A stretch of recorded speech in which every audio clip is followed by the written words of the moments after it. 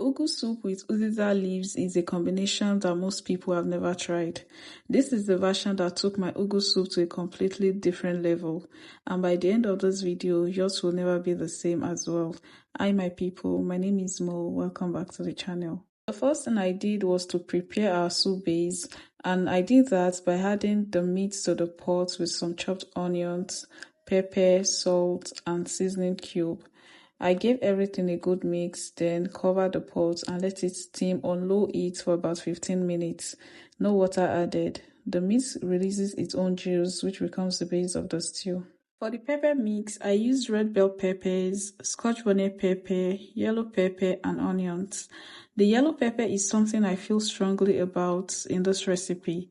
It adds a layer of flavor that you simply cannot get from red and scotch bonnet pepper alone, so do not skip it. I grated mine roughly using a grater. This recipe requires a rough pepper base, not a smooth blend.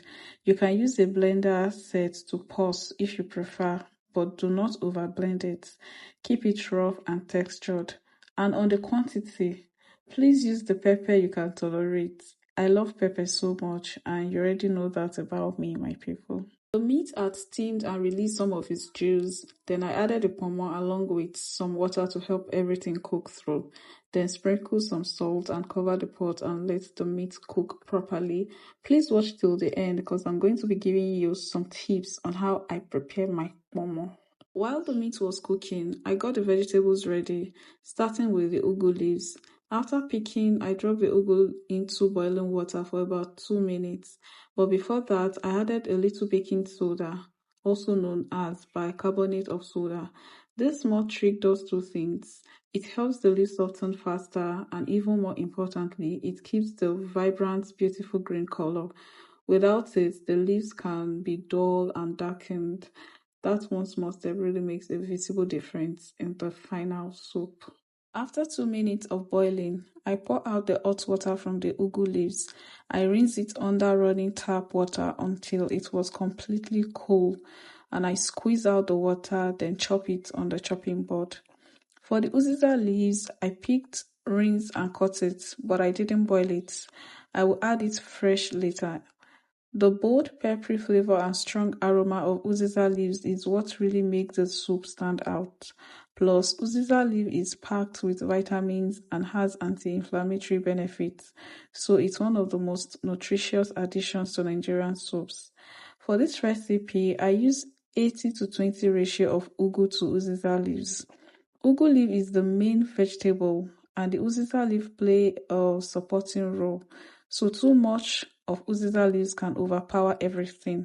So keeping that balance is key to getting the perfect flavor. If you're enjoying this video, please tap the like button right now. It takes a second and it helps this video reach more people who love Nigerian food. And if you haven't subscribed yet, please hit that subscribe button so you never miss a new recipe every Wednesday. Trust me, subscription is free, you don't have to pay. Remember that tip about Pomo I promised I will share? Well, here it is. I always buy mine in large pieces, wash and cut them, then boil them with seasoning and salt until they are very soft and the water dries up. After that, I store them in the freezer. This way, whenever I'm cooking any soup or stew, the pomo is already soft, well seasoned and ready to go. No tough pomo, no bland pomo. Buy in bulk, cook in bulk, freeze and use anytime. That is it. The pomo and the meat are cooked until very tender, so I took them out of the stock and set them aside, then washed the pot. I reserved the stock because it's going back into the soup later to help build the sauce. I poured the palm oil into the clean pot, and when it was hot, I added the onions and iru. Iru, also called locust beans or dawa, is one of those ingredients that can take a pot of soup from good to exceptional. The depth and umami it adds is something seasoning cubes alone just can't give. So I let it fry with the onions in the palm oil for about a minute. Next, I added the rough pepper mix, followed by the smoked catfish, the meat and the pomo. Then I added the seasoning cube and salt, carefully here because the meat stock still has seasoning in it and that stock is coming in shortly. So I mix everything together, cover the pot and let it fry for about 5 minutes until the water dries up. By now, the water has dried and the sauce was looking rich and concentrated. So I added the crayfish, followed by the Cameroon pepper, then I poured in the reserved stock to loosen up the sauce. For the Cameroon pepper, please, you can skip it. I like pepper, that is why I added it for more heat.